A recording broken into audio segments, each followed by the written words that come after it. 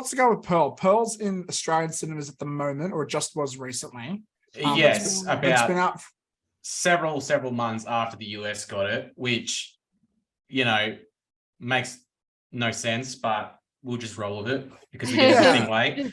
Not very common these days. And I know so for those who don't know, Pearl is a prequel to X, and then Maxine, which is coming out, I think we're going to get a trailer soon, will be a sequel.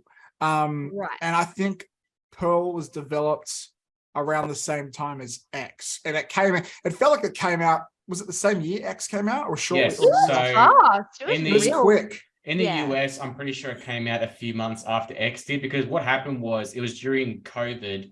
Ty West flew in to, and New Zealand, like Australia had, because they filmed it all in New Zealand, both films.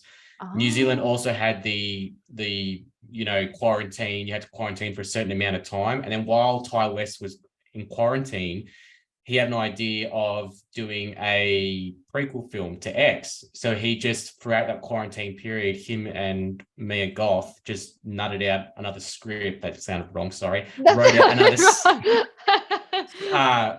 another script while they were in quarantine, within a few weeks, and they shot it. They we'll just shoot this back to back with X. So this was just Pearl was really a lot afterthought, because originally they were only coming to New Zealand to film X. Yeah. So it was a good film. So I'm happy they came up with it. Yeah, so, and the confusing other element is Mia Goth is in both movies, but she plays a different character. So she played Pearl in X as well. Yeah. But she just had makeup on. Yeah, she played Pearl in X, but she also played one of the final girls, I guess you'd say, Maxine, who's also going to be in the sequel. And it sounds like Mia Goth and T.I. West have a really great relationship, like a professional, writer-director relationship, and good on them. But let's get into Pearl. Jesse, what did you think of Pearl overall? I thought it was really, really well done. It was very small scale. It almost took, I think about 80% of the film took place on the farm where X took place on. I think there's only a few scenes where there's one scene where near the beginning where she goes into the town, and they've set the town up as, I think it was set in was it the 20s, or it was somewhere around the war. I think it was 1918, something like that. And she's playing Pearl when she's I think she's supposed to be around late teens or early 20s or something, and she's waiting for her husband to come back from the war, and she's stuck with her parents, and her mum's insufferable. Her mum's very strict woman who's from Germany, and her father is basically immobile, can't really do much, and she feels like she's stuck there by herself on the farm. And I loved it. It was different art style to X, in the sense that brighter colors. There's a lot of throwback to 40s and 50s cinema. Pearl has dreams of becoming a dancer, and then so there's lots of she's kind of, and then as the film progresses, her dreams kind of get crushed, and she turns into a bit more of a macabre figure, as we saw in X. And it was a really good film, and Mia Goth was just fantastic. All the performances were really, really good, and it was just to me, it just felt like a really solid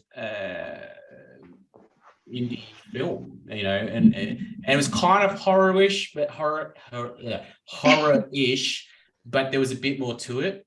I don't know if I would say it was better than X. I've heard people say Pearl is better than X.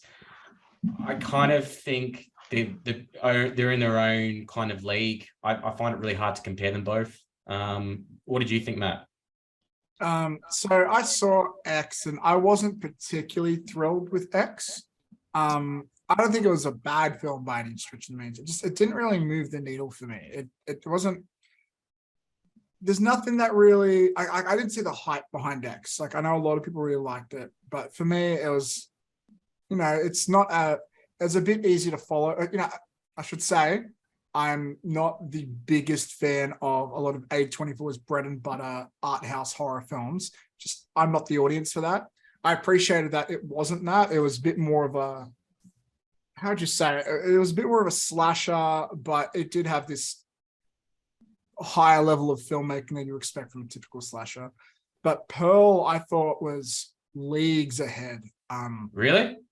I thought I was so much more invested in Pearl than I was X. Like, it doesn't even come close for me. I think it might come down to personal taste, but I liked how Pearl was more character focused and on a central. Oh yeah.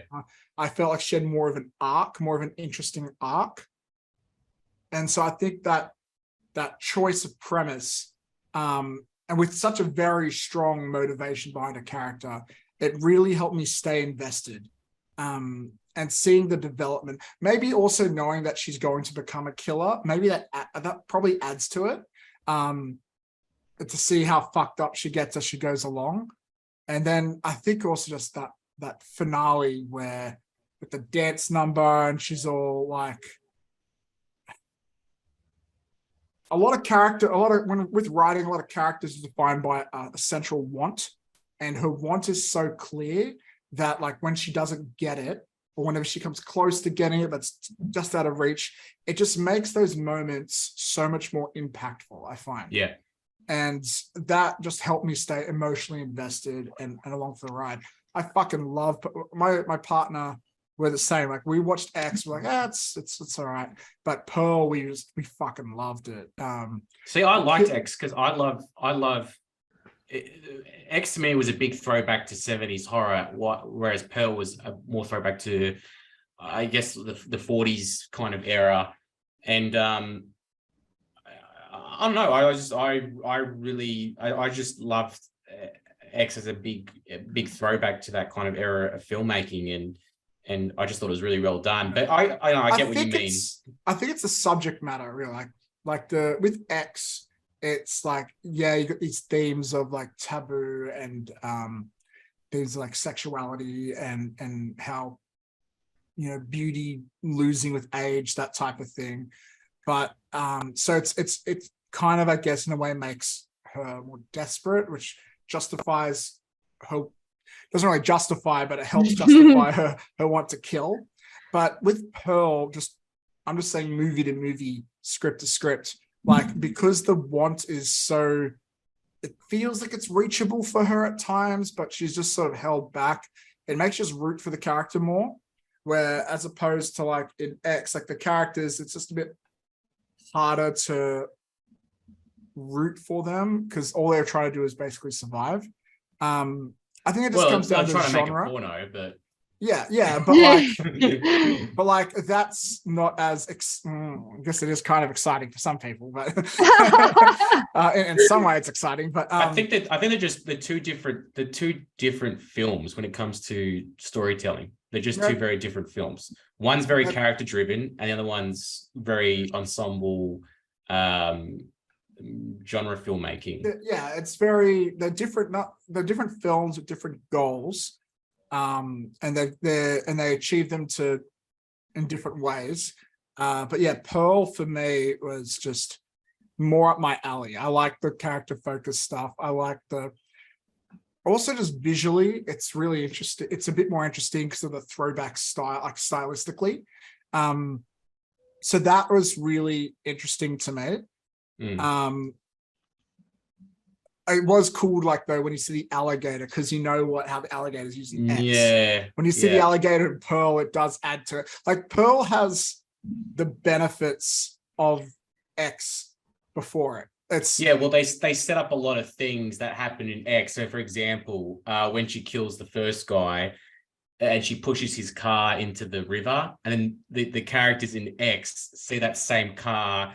And originally I thought, they killed I guess she did kill him before, but she killed him ages beforehand or whatever. And I'm like, that's a good, tip of the hat to, setting up the original film they made. And I also felt that Mia Goth was playing Pearl where she was very bright and bubbly, but at the same time, there was just something a little bit off about her. Like, she was just teetering on the edge of like she's just going to snap like that, and which happens. she had a lot of great material to play with, and just this type of role, I think this lets an actor express that more. You know, it's you can tell like the writer and director wrote it together. You know, because it really like it's built for those scenes and those opportunities, which is fantastic filmmaking. Really enjoyed Pearl. I want to say this, I got out a win. This might be the best prequel I've seen. Like when you think of prequel, that's a like, big claim. like I don't know, unless you want to count like I know TV shows, then maybe Better Call Saul, but like a lot of prequels you see now sometimes they don't really build on the original much, or they don't really, or maybe it's just like this is how he found his favorite hat, or who gives a shit, you know?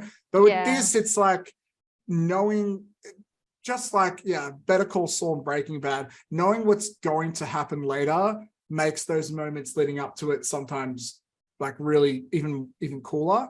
Like it plays the prequel card to its advantage really well. So what did you think of the 7-minute monologue? Because Adrian, Mia Goth the one that's on TikTok that everyone was doing, I'm a star. That one? Yeah. It might be. I'm not sure. I haven't seen the TikTok, but she blew like up. the camera is just on her for 7 minutes, and she's just going through it to this other character who's kind of freaking out, and it was fantastic. Improvised, do you think, or like a bit of scripted and like ad-libbed? I assume it's scripted, but I couldn't tell you. She could have ad-libbed a little bit, and then also at the end, Tywis kind of trolled Mia Goth with the credit scene. He just holds the camera on her for ages when her husband returns home.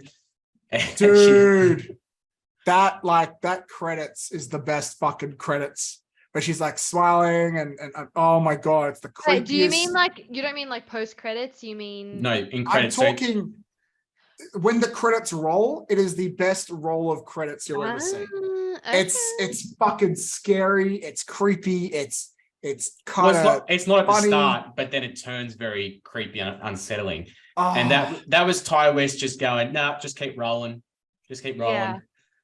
Fuck. It's that good. Yeah. It's moments like that, which is what puts it above for me. Because it's that extra level of just cinematic beautifulness. Anyways, look, we got to move on. We got a bunch of other stuff to cover today.